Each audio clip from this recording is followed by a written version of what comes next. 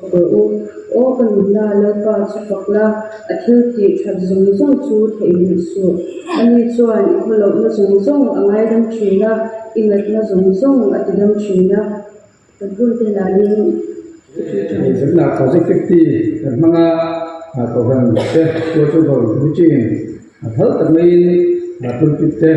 in ko bu tak mai te min ke hon te se saka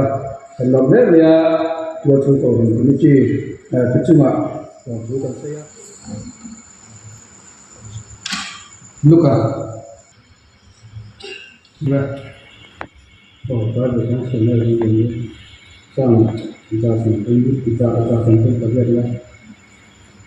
sang kita tanggal sang tinggalin negara Pakistan kita akan sampai dan itu bersama kajian homa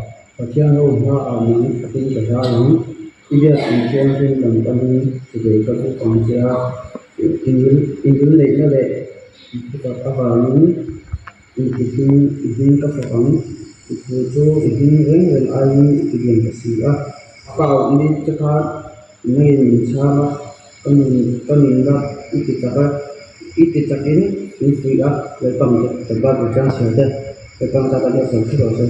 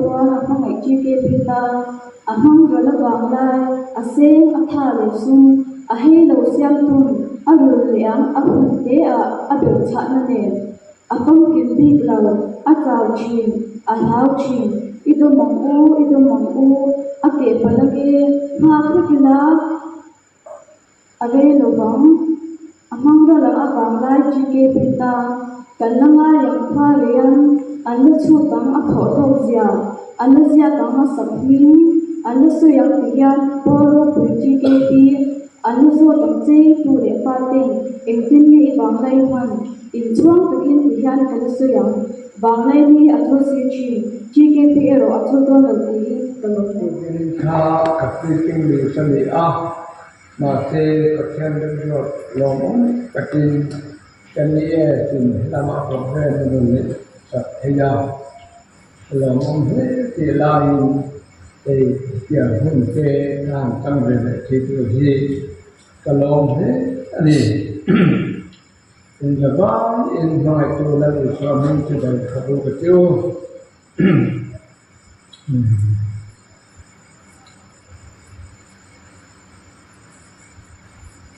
kam thupui ta thu hil tu bu song ta hi cha khat na hi kan chang chana thu hil tu bu song ta hi chang kham thu hi kan share na sa nge iwala hian isiam tu re ro ni thalo te alo khen ha le lom re ren kanil ve iti na tu kum te alo hai ha hian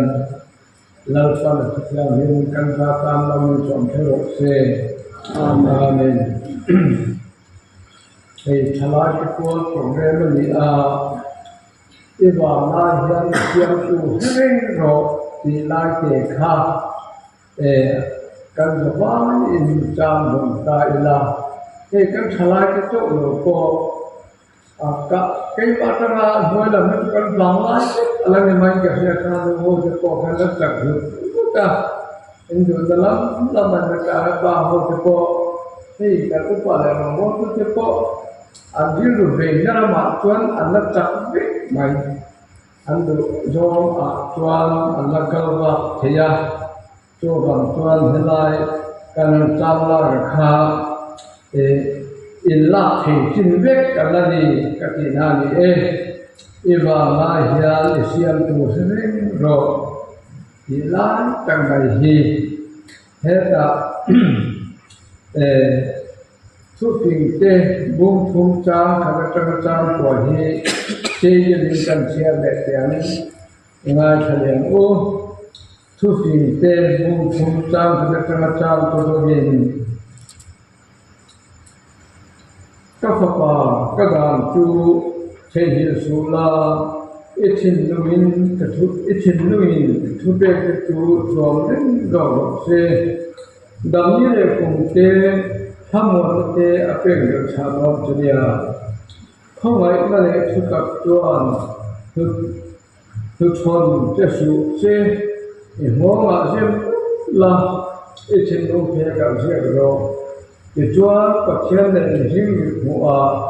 do sakna le hing thapna ino ronya ichin lung zong en lalpa ring la mama ke ta in hachu I kong zong ha ama sing la I kong ke chu o to mu je ram te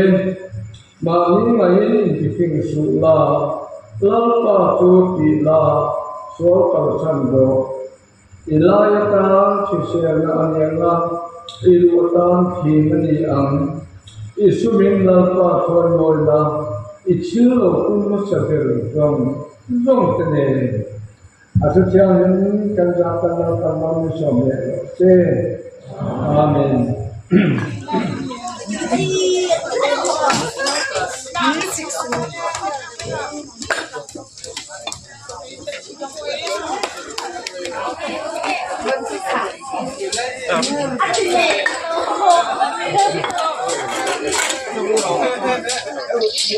Thank you.